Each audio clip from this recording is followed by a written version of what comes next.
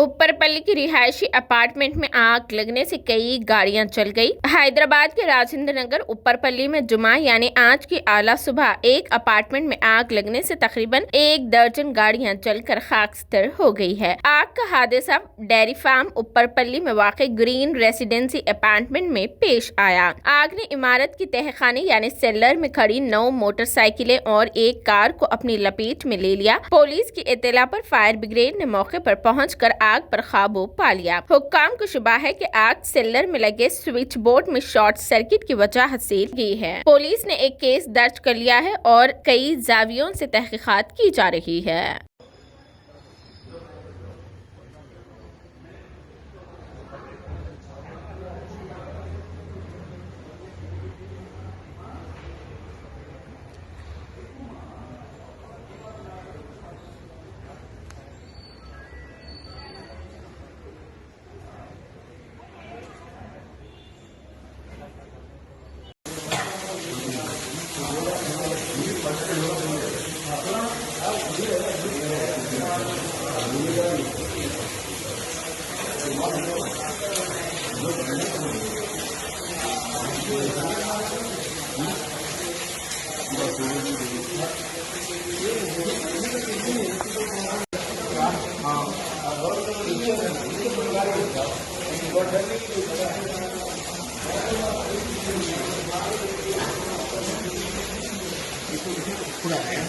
ये फुटा दे यहाँ पे कुछ फुटा तो नहीं, ये पुरानी